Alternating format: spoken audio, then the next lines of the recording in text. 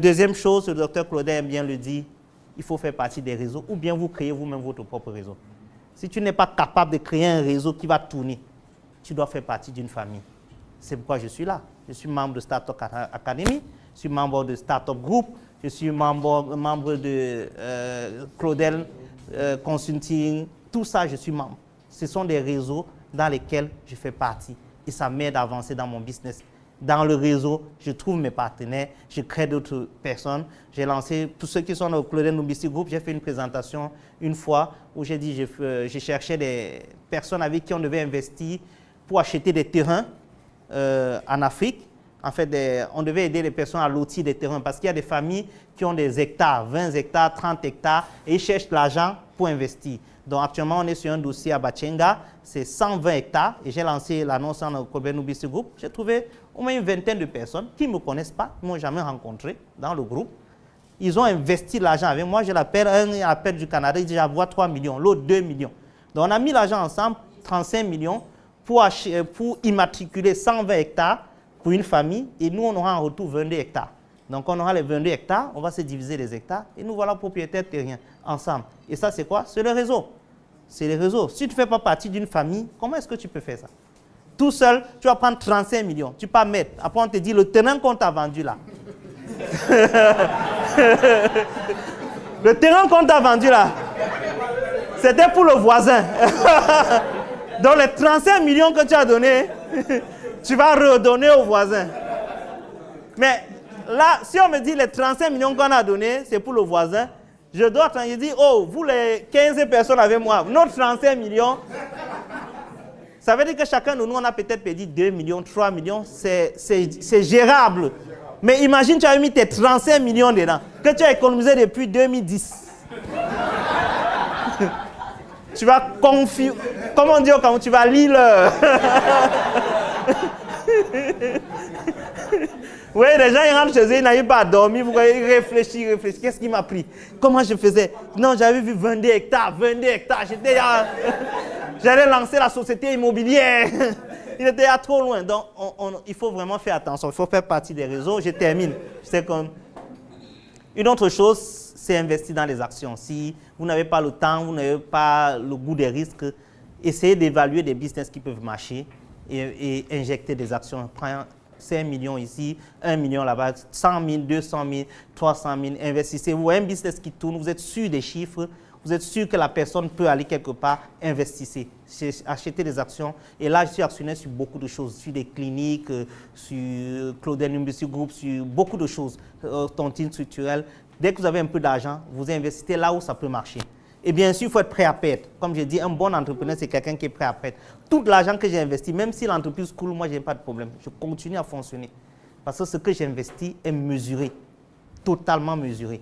Et bien sûr, quand tu investis, tu ne vas pas dormir à la maison. Parce que ça, c'est une attitude, une mauvaise attitude des investisseurs. Tu investis quelque part, tu ne vas pas dormir, tu crois que l'argent va tourner. Si j'investis un certain montant dans une entreprise, j'essaye de faire partie de cette famille-là pour pouvoir booster l'activité, pour pouvoir apporter mon savoir-faire pour que ça marche. Et ça, c'est très important. Parce que si tu investis quelque part et tu pars totalement dormir à la maison tous les 1 an ou bien tous les 6 mois, tu appelles, hey, Claudel, les résultats, c'est comment? Le bénéfice, les dividendes. Je pense qu'un jour, tu auras un arrêt cardiaque.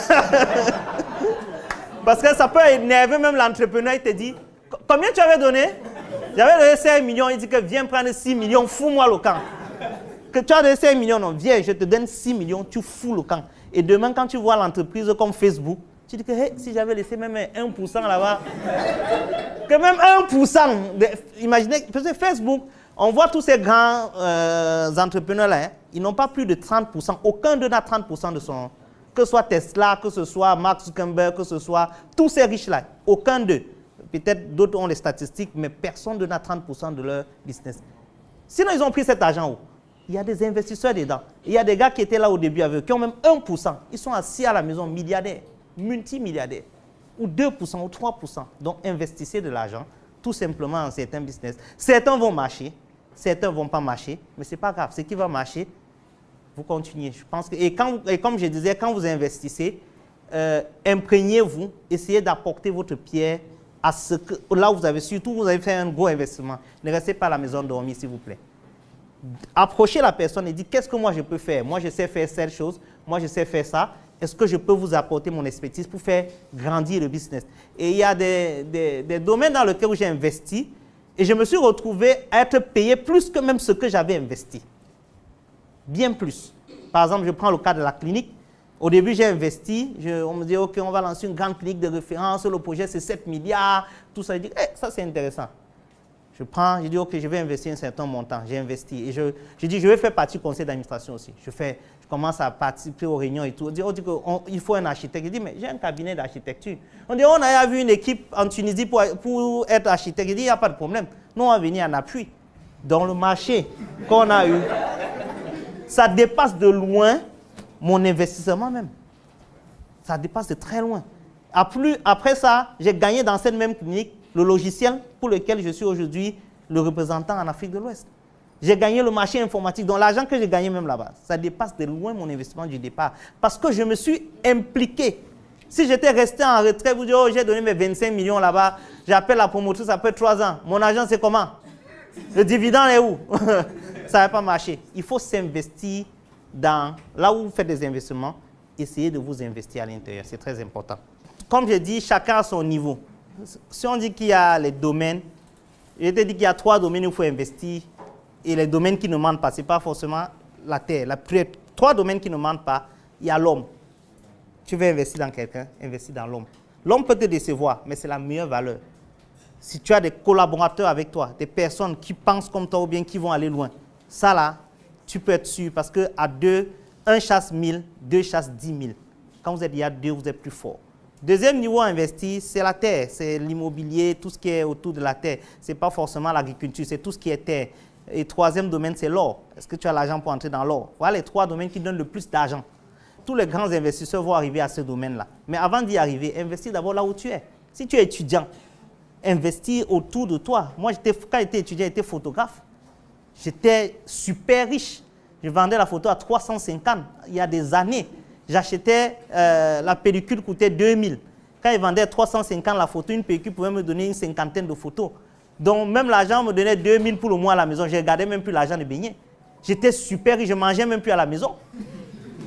J'avais l'argent comme un fou, puisque je n'avais rien à faire avec l'argent. Mais je faisais les photos. Et je faisais les photos dans mon environnement, 1 à l'université, 2 à l'église. Et quand je faisais les photos, les albums de mariage et tout, j'avais commencé avec l'informatique, donc je commentais les photos. Je mettais en bas des photos. Quand je te fais un album là, tous les noms des personnes que je mets en bas et je commente avec un peu de comique. Mais on me cherchait pour les mariages, pour les baptêmes, pour les anniversaires. Je refusais même à un moment donné. Je suis sorti de là parce qu'il y avait d'autres beaux business. Donc, investis d'abord là où tu es, au petit niveau où tu es. Ça va te... Je viens de créer le Claudel Nombissier Business Group. Un groupe dans lequel nous parlons business, affaires et opportunités. Si c'est un groupe qui t'intéresse, écris-moi inbox.